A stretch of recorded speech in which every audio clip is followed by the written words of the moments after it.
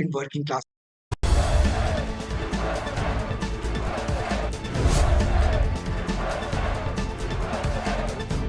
Kamala Harris! Donald Trump would walk into that office with an enemies list.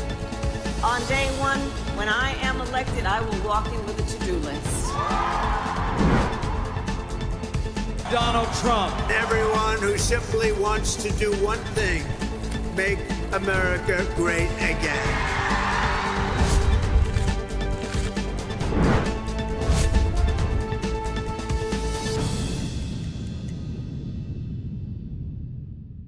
Hello viewers and readers of the Indian Express. This is the Express coverage of the 2024 US presidential elections, where we break down everything you need to know, starting from the process to candidates, campaign, and most importantly, how it impacts not just America, but the entire world.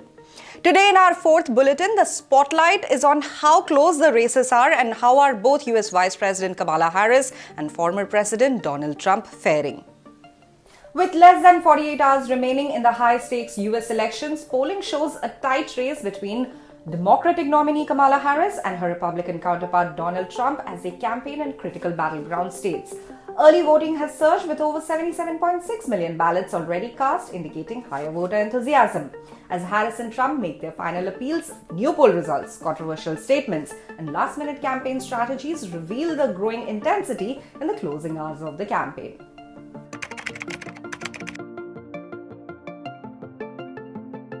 A recent New York Times Siena College poll provides insight into the voting trends. Harris leads by 8% among those who have already voted, while Trump has an edge among those who are expected to vote on election day. The poll shows Harris slightly ahead in 3 swing states, while Trump holds a narrow lead in 1. The remaining 3 battleground states are too close, too early to call, underscoring the unpredictability of the race.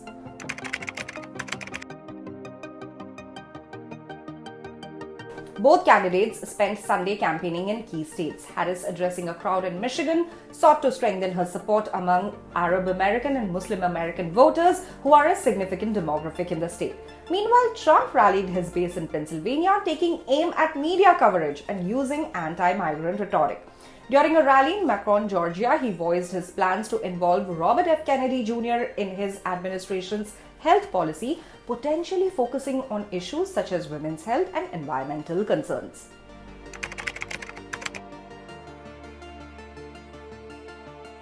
At his Pennsylvania rally, Trump made controversial comments about the media and his security setup, expressing frustrations with what he perceived as insufficient protection. He joked that reporters could serve as bulletproof shields in the event of an attack. Trump's communications team later clarified that his comments were not intended as threats but aimed at highlighting his strained relationship with the press, who he often criticizes as corrupt.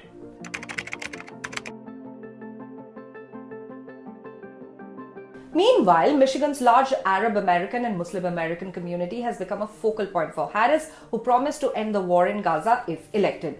The community, which largely supported Biden in 2020, has expressed frustration with the administration's stance on Israel-Gaza conflict. During a rally at Detroit's church, Harris emphasized unity, telling the congregation that it was God's plan to heal and bring the nation together, adding that the voters needed to act to realize his vision.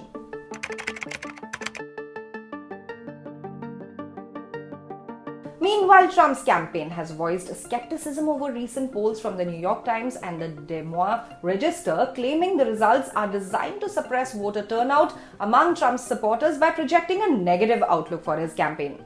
Trump, who has often asserted his achievements for farmers and his dedication to Iowa, emphasized his commitment to the state during a post on his Truth Social network, saying, "No president has done more for farmers and the great state of Iowa than Donald J. Trump." In another rally held in Kinston, North Carolina, Trump suggested his belief that the upcoming election could be stolen and urged supporters to remain vigilant. Trump's repeated critiques of Senate Minority Leader Mitch McConnell also drew attention as he expressed hope for new Republican leadership in the Senate.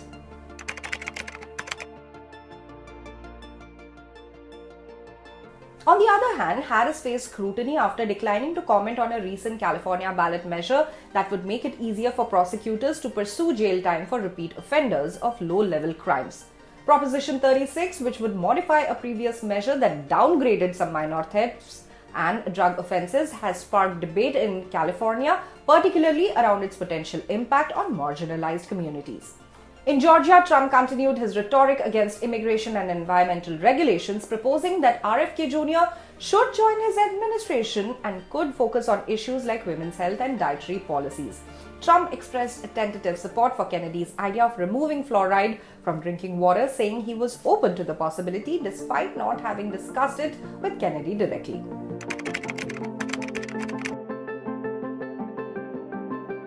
In other news, the Federal Communications Commission weighed in on Harris's appearance on Saturday Night Live, that is the SNL, with FCC Commissioner Brendan Carr arguing that the appearance may violate the equal time rule. The rule mandates that broadcasters offer equal opportunities to candidates on publicly licensed airwaves, and Carr criticized SNL as demonstrating biased and partisan conduct. However, SNL as a comedic program has often featured political figures in sketches, which it argues is protected as satire.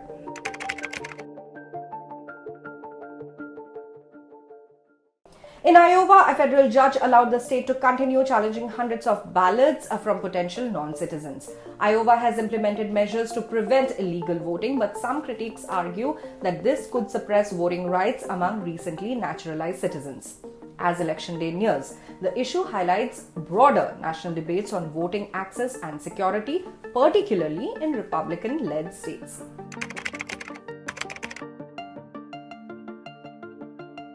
The final hours of the election highlight both candidates' distinct campaign strategies and priorities. Harris's outreach to Michigan's diverse communities, combined with her focus on unity and domestic issues, underscores her aim to capture swing state support. Trump's emphasis on border security, criticism of establishment figures, and his willingness to court controversy with remarks about the press signal his continued appeal to his conservative base. As Americans head to polls on the 5th of November, the impact of early voting trends and last-minute campaign efforts will become clearer. With both candidates holding rallies across key battleground states, the race remains too close to early to predict confidently. The results could come down to turnout among late deciding voters as well as the outcome in the swing states. In this tensed and polarized election, both Harris and Trump face the challenge of rallying their respective bases while appealing to undecided and swing state voters. The ultimate decision now rests with the millions of Americans casting their ballots in what has become one of the most pivotal elections in the United States history. Akash Joshi, the Deputy Associate Editor in the opinion team of the Indian Express, spoke to Pratap Bhanu Mehta, the contributing editor for the Indian Express, on if the two-party system has failed the United States of America. We're very fortunate to have Professor Pratap Bhanu Mehta with us. He is, of course, a contributing editor for the Indian Express, apart from being, let's say, the moral voice, one of the great moral voices in our media landscape in country today. We'll be discussing the US election, which is, I think, voting has been going on for some time at least, mail-in ballots and such. And the actual thing is on the 5th of November. We will might know the results by the 6th, depending on how close a contest and how contested the contest ends up being afterwards. So the first question, in India, I mean, because we're so used to the sort of first past the post multi-party democracy, that's been the common understanding for a lot of us used to be that in the States, the two-party system will sort of push everyone to the middle. That you'll have this primary system and there'll be, but these two broad umbrella parties, the Republicans and Democrats, center left, center right, is what you'll broadly end up with. That was at least the post-Clinton sort of consensus in recent years. That seems to have changed a bit. With Trump, of course, but some would say even among Democrats, even among the left, that there's a sort of the Americans say, the fringe becoming what you have to cater to, the base becoming more important than the middle. How do you see that as a development and what that does to a political system? Thank you, Akash. Always fun to talk to you. I think one has to look at this question in a slightly longer term historical perspective. So, this argument that a two-party system, in a sense, pushes everybody to a kind of centrist moderation, right? And the argument was because you're trying to aim at the median voter, in a sense, the two parties will have, their agendas will have to converge in some ways, right? And therefore, you will get this kind of immense kind of political stability and consensus around a kind of center right versus center left story. Um, when we look at that argument, I think, and some of that argument is true, and I would argue that some of it still holds in one very important respect, because historically that argument was made in the context of the contest between kind of socialism and capitalism, right? Or very left of center economics versus very right of center economics, right? And what's interesting about even this election, there are significant differences between the two parties. But in historical terms, the economic policy frameworks of the two parties are actually Yeah. not very radically different, right? I mean, the Biden administration took on Trump's first-term agenda of imposing tariffs and rolling back globalization. Trump is not going to touch Medicare and Medicaid, right? There's always been this debate over cutting taxes for the rich, but again, in a sense, within certain margins. So actually, the context in which the argument was formulated, right, which was largely, in a sense, about the broad economic policy, the difference still isn't stark. I mean, yes, Trump might call Kamala Harris a communist, right? Or Kamala Harris might call, Elon Musk a loony right-wing libertarian or something like that. Actually, framework isn't, I mean, that broad kind of side center, slightly left of center and slightly right of center economic policy bandwidth still holds. Where we are seeing the polarization is one on social issues, right? So issues like reproductive rights, gender transition, the ethnic makeup of America, and immigration, right? And in fact, there is a theory out there that actually says that one of the reasons you get more polarization on social issues is precisely because the consensus on economic issues is actually greater. I mean, how do you distinguish yourself, right? If in a sense, people don't, the differences in those articulations don't look that big to people. It's just a question of economic performance, who has kept inflation under check, what are the gas prices yesterday, right? So one, there is a kind of dialectical relationship that ironically, actually, economic consensus can actually produce greater emphasis on social polarization. The second thing that I think this is significant about this election is, in a sense, the social basis of the two parties, right? So, in a way, the classic, again, left of center, right of center polarization was around the conflict between labor and capital, right? Yeah. That you will need a framework that reconciles the interests of labor and capital and pushes them both to the middle, right, in some ways. Now, the big class divide is not labor versus capital. I mean, that might factually be a divide, but in terms of political articulation and consciousness, the big class divide is between those who are educated and those who have college degrees and those who don't. And that divide is a economic divide in part. Returns to college-going education are quite high. But that divide is also a big cultural divide, right? Because college degree going students, part of the population, are associated with certain kinds of identity concerns, right? And in some senses, the social base of the Democratic Party, which used to be the working class, has now become, in a sense, the educated, degree-holding university class. And ironically, the Republicans have made more inroads into the working class, right? So in that sense, I think the class context where college-going educated becomes a kind of class in its own right, not just an economic interest, but almost acquiring the attributes of a kind of identity interest, also begin to take center stage. So that was going to be my second question. So I'll just follow up on what you just said. So, is this I mean, there might be lessons for, say, center-left parties around the world from this, that what happens when you're caught up in, I mean, whether caught up or whether responding to, say, identity concerns, gender transition, which the Republicans seem to be blowing out of proportion. It's almost one of their bogeys as much as immigration. They'll come for your kids and give them, puberty blockers. This is, J.D. Vance just said it in Joe Rogan, I think, 10 times. I heard a 3-hour interview. Is there something, and even the other thing is that you're also seeing, say, the racial divide sort of shifting. That the latest polls seem to be showing that black men, again, who probably a lot of them don't fit into that college going category, as well as Hispanic men, Latino men, are not a majority, at least by the opinion polls, but certainly a significant number seem to be shifting to Trump. What do you make of that? Is it just garden variety misogyny, which a recent interview someone said to us, or is there more to it than that? I mean, but let's try and put the best case construction on the argument. Yeah, Often politics is about surface and symbolism yeah, and rhetoric, right? yeah, I think fundamentally what this election is bringing out, right, is that, I mean, irrespective of the theatrics and the aesthetics of politics, which is extremely ugly in this election, there are actually some deep fundamental issues bubbling up that I think voters are struggling to see who can actually address them best, right? So the first, obviously, is in the American context, immigration, right?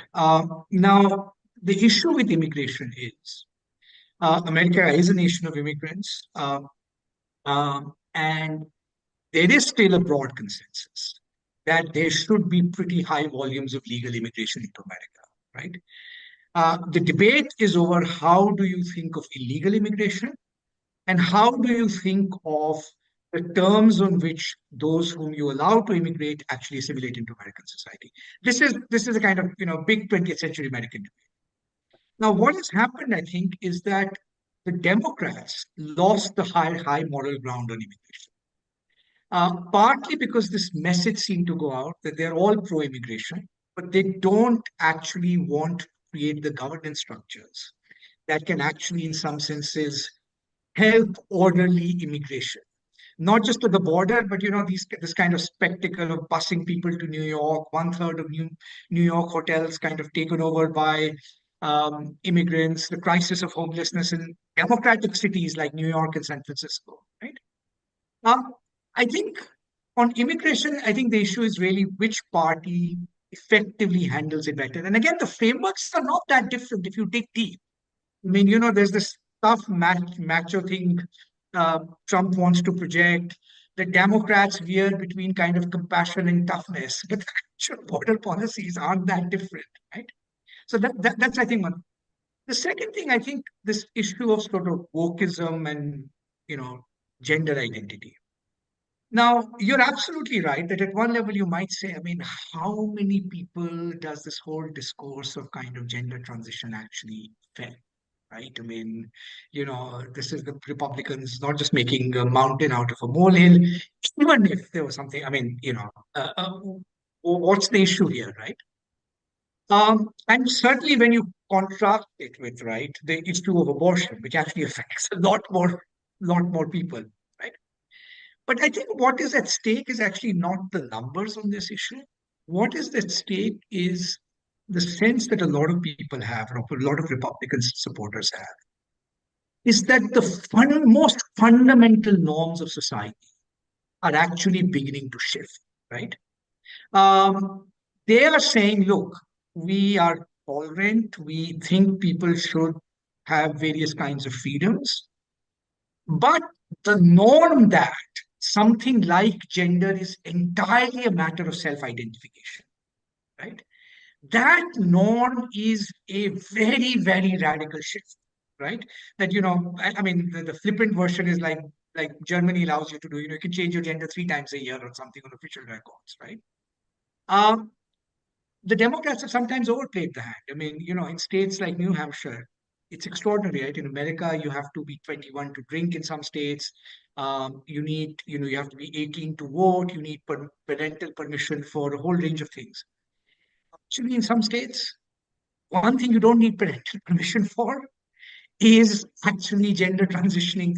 So I think it's really about a contest over how we articulate the norm, and both sides are actually tapping into something that to them seems objectively good. On the one hand, there's this romantic vision, right, that our identities can be entirely self-defining all the way down, including gender, right? Not only is not a social construct, I mean, it's just something we can actually, in some senses, construct, right? On the other hand, there is this view that, look, yes, we want people to have all the freedoms they do, but surely there must be some facts of the matter, right, around gender identity. So I actually think, I mean, if you kind of cut through the kind of rhetoric, there is actually a collision of two deep principles of modernity here, which, objectivity in one sense and kind of the self-defining freedom on the other, which are in a sense, I think, colliding. Other interesting thing about identity politics, as you mentioned, right, which is one of the mistakes the left has always made is a certain kind of demographic determinism, right? If you're black, you will vote a certain way. If you're Latino, you will vote a certain way. India has also versions of this argument, right? Yes. But these constituencies they're constructed. They are a lot more strategic. Internally, they're a lot more divided. The class interests of professional blacks and working class blacks, in a sense, diverging. Very recent Latino, immigrants from Latin American countries actually have a stronger political tradition of conservatism, right? And I think one of the things people revolt against is this idea that they're being denied agency simply because you're just assuming that their identity is going to just tell you, right, which way or the other they will vote.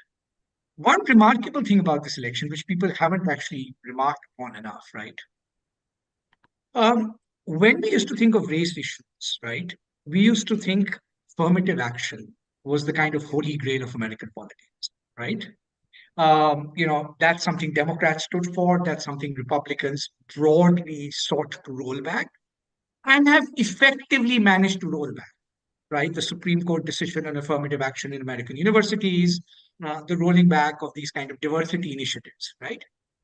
But what's interesting is it's the first election in some senses. I mean, there's a lot of Republican talk about EI, this diversity inclusion institutions. Right.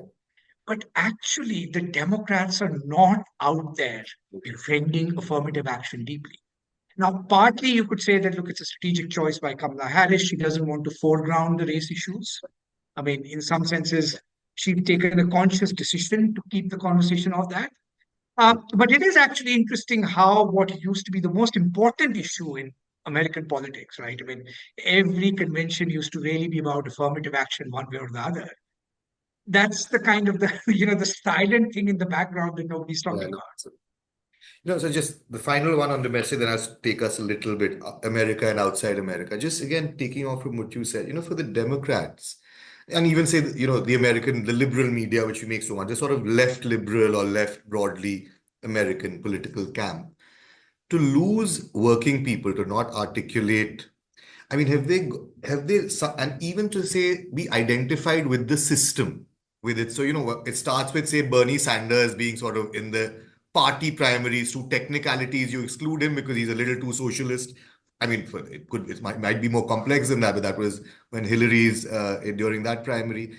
Then subsequently now with the dichotomy between how you treat Israel and how you treat the Ukraine war, in terms of backing in innocence and invasion. I mean, do you think even for just bringing people out, right, in their own camp, at a certain point, the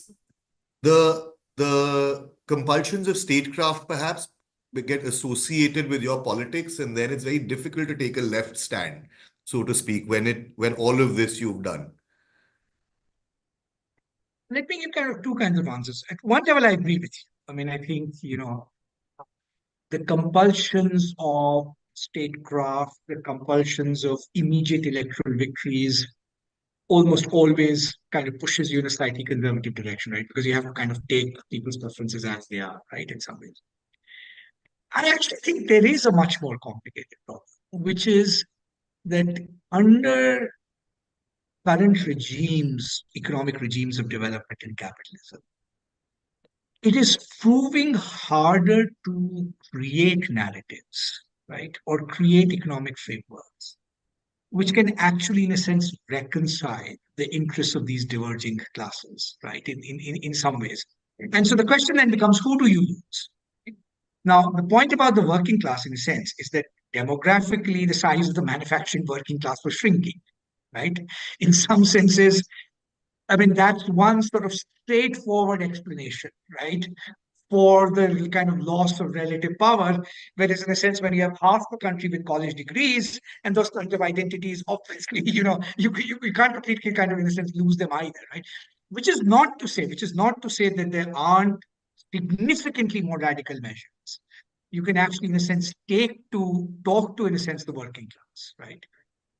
But I think across the world, I mean, in some senses, there isn't a single democracy you can think of where any political party has actually managed to reconcile a slightly more kind of left to center vision that incorporates the working class and yet kind of craft out the electoral majority, right?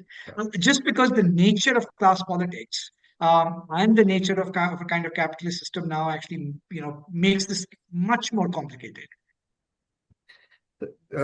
Finally, I want to take again on this wokeism stuff, and also, Trump was sort of in 16 when he'd come, and it was, there was all this talk of this global right-wing shift from Europe. India was considered part of that to an extent after the election of Prime Minister Modi. What is the connection in terms of both ideas and politics between, say, a Trump victory and his loudness? Because, see, for the first time in his 100-year speech, the Vijayadashmi speech, we hear Mohan Bhagwat using woke and wokeism as threats to unity. These vocabularies that are traveling now. I just wanted to get your sense on that, because we were just talking about that. No, so look, I mean, and it is interconnected, right? I mean, Orban, advisors and Trump's advisors talk to each other. There's a kind of circulating, realm of ideas. The RSS went to the National Conservative Convention in Washington, D.C. in, July or something, right? Yeah. So again, I think there are two levels, right? So one is the kind of the rhetorical use of the term wokeism, right? And it tends to conjure up this completely or this kind of apocalyptic scenario in some senses, right? Of this kind of fundamental change in our norms, right? But I think at its core, if you say, okay, what's the appeal? Because as you rightly said, I mean, how many people does this really affect? I mean, a bunch of colleges doing some crazy things at the margin, seriously, right? I mean, why get as much worked up around this, even if you have issues about this?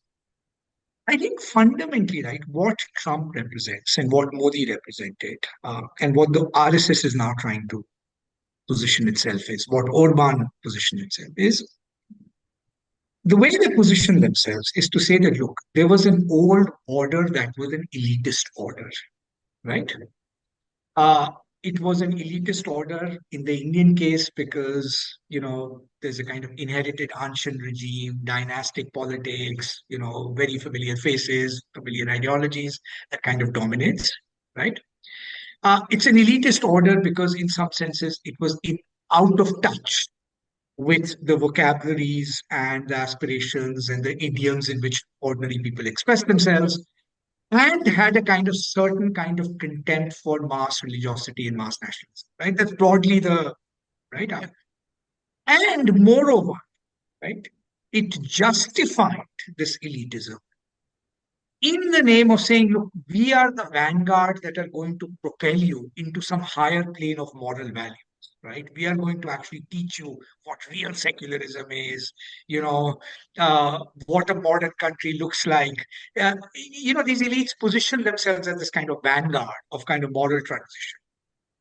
Now, at the current moment, what's interesting about wokeism is that wokeism stands in as a figure of exactly that kind of moral elitism, right? So, these are kind of college educated, I mean, the one thing Modi and Trump share is they don't like the Ivy Leagues, right? Yeah. Hard work, not Harvard. I mean, they completely, right? Test Harvard, right? And it works as a symbol because those are signs of elitism. And frankly, the lack of class mobility and the nature of what has happened to our social structures, these elite institutions, they appear more like castes to the outside population in some senses, right? And wokeism then becomes just another example of that kind of elitism. I don't think they're intrinsically interested. In fact, many of them privately are quite, just like they've made their accommodations with gay marriage and gay rights, they're actually quite open, right? but as a kind of potent symbol of this is the elite that's not going to rest content with what your morality is. It's going to come in and tell you, what a forward-looking morality looks like. Right. No, so So again, it's a standing for elitism in a way. but there is an interesting thing that, say, Trump has managed to do particularly, and some would argue that in other places as well, that he is a recorded liar, as the Democrats and the media in America, the non-Fox News, sort of the liberal media in America, constantly is fact, and there is enough. But I mean, an academic friend of mine said this, in fact, I thought I'd put it to you, is that he somehow has managed to say, I am authentic. While, to be this claim to authenticity, and he's a billionaire. He's an inherited, he starts out with inherited wealth. He's a billionaire. He is, if there is a, do you think that is also just a failure of the left to find that vocabulary, that elite left, whether in America or in India, to find a vocabulary that is more authentic, to connect with people who are not college educated?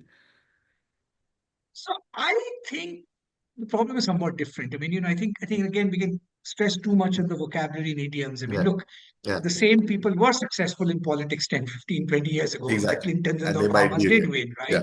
The Jawaharlal Nehrus did win, right?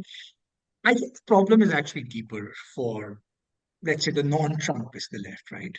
So when we say Trump is a liar, right, you have to think of the historical backdrop of the claim. The historical backdrop of the claim is there is a widespread skepticism that the main liberal left truth producing institutions actually produce truth, right? That's the mega claim, right? So, okay, you can say Trump is a liar, but how do you defend the New York Times or the Economist lying about pretty much every war that has happened in the 20th century, right? You know, it's the left and the liberals that have Exactly. insulated themselves, right, from that criticism. So actually, what these people are doing is, in a sense, occupying that larger crisis of trust in truth-producing institutions, right? That we just can't trust the media, MSN, mainstream media. When have they last produced the truth? We can't trust, universities. They've become too partisan or given over to kind of particular agendas. So it's against that backdrop, right, that actually his lies, at least in personal and individual, right, Yeah. as opposed to what people think of as the kind of systemic structural lie, in some senses, that dominant elite institutions had, in a sense, produced, in some ways, right? Even COVID, it's interesting, right? How much that has come up in this case, which is, look, liberal institutions will not let you honestly talk about where the virus actually arose, or, um, Elon Musk's pitch for free speech. Now, Elon is no defender of free speech. He's quite happy with censorship in China, quite happy with censorship in Russia. But the fact that the free speech argument can be taken over by the right, right? I think so. I think the problem for the left and slip is actually the courage of their own convictions and their own credibility. That somehow people have lost trust in those processes and institutions that claim to represent, these liberal ideas. So, now and there is a lot of anxiety among a certain section, perhaps, that first, this, I think Raja Mohan had just written, Professor Raja Mohan in his last column or the one before that, that in India, we don't get a vote. First of all, that doesn't, it affects us, but we don't get a vote. So, but if one was to take that kind of sort of clinical distance, as he'd like, as a realist, is Trump really bad news for the world? Keeping us apart, or is he as bad as he's made out to be by some people? So look, the honest answer to that is, and this is, I think, part of Trump's appeal, is the variance in possible outcomes with Trump is very large, right? I can run a plausible scenario where, just from a global perspective, obviously what happens internally to America also affects the world, but if just we artificially make this distinction for a moment, right? We can run a scenario where he's actually quite disastrous. So he comes in, he not just raises tariffs, but he raises tariffs to inordinately high levels. In America, can get away with it. Right? It's a large country. it's energy self-sufficient, most importantly. It really can actually almost kind of pull some of that stuff off if it tried, in a way in which most of the other countries can't, right? So it just goes about beggaring everybody else, right? In terms of his vision of the global economic, right? It's a kind of disaster. On the other hand, you can actually imagine him sitting around a table negotiating decent reciprocal tariffs, so long as they are equal in some senses, right? May not be optimal for us, but actually not such a disaster, right? On the war front, right, which is really the big elephant in the room in this election, and the Democrats are struggling. Look, with two major wars going on, I mean, there's others as well, but two geostrategically consequential wars going on, and which are kind of taking the form of a global conflict. I mean, you have 100,000 North Korean troops now fighting in Ukraine. I mean, absolutely extraordinary, actually. But this idea that, this is just a kind of confined war is not going to work. You have the absolute moral catastrophe in the Middle East, right? I think a lot of people looking at this and say, how much worse can it get, right? And that it's precisely in unpredictability might actually allow room for kind of negotiation. Now, in America, he's being portrayed as he's going to sell out to Putin, right? Yeah. But there is a kernel of truth in a reasonable articulation of that position, that at some point there will have to be a negotiated settlement on Ukraine. I mean, as much as I personally believe Ukraine's claims are morally very compelling. I mean, the idea that Russia can just gobble up a country, a sovereign country, is unacceptable. But, right, you will have to negotiate, in a sense, a kind of exit ramp from that, right? I think, I mean, is Israel-Palestine, I mean, in a way, as for most of the 20th century, the Palestinians have got the worst end of the deal of pretty much every power that has been around, right? So I think some people look at this and say, will he be really that worse? On the other hand, he could be completely mercurial, right? He could take immense risks with Iran, provoke them into nuclearization at a much greater level than we have seen. So I think the short answer is the range of possibilities is actually quite high with Trump. And I think he trades on that. I mean, I think part of his appeal is on that. Yeah. Look, I mean, all options are on the table here. Yeah. And that's how he negotiates. So one last question on, it would be remiss if we didn't cover it. The abortion issue, as you put it up, particularly, Kamala Harris came out very strongly on abortion. From the midterms, it seemed clear that is where, and I think Trump and Vance have tried to, in fact, walk back some of them, or at least, and saying it's a states issue. Of course, we're not against abortion. We want women to have freedom. Is that resonant enough still, as her popularity is going down, or is that sort of, is there a boredom with that issue? But it seems to have sort of petered out a little bit, though she's trying to keep a focus on it for people is it an undecided voter issue, do you think? So I don't think it's an undecided voter issue. I mean, I think this is one issue in which I think people's views tend to be very clear, right? Yeah. I think really the issue is, and in a sense, she's relying on, in a sense, right, women voters, particularly white women voters who have, in a sense, claimed this struggle over kind of rights, for the last 30, 40 years, actually coming out in large numbers, right?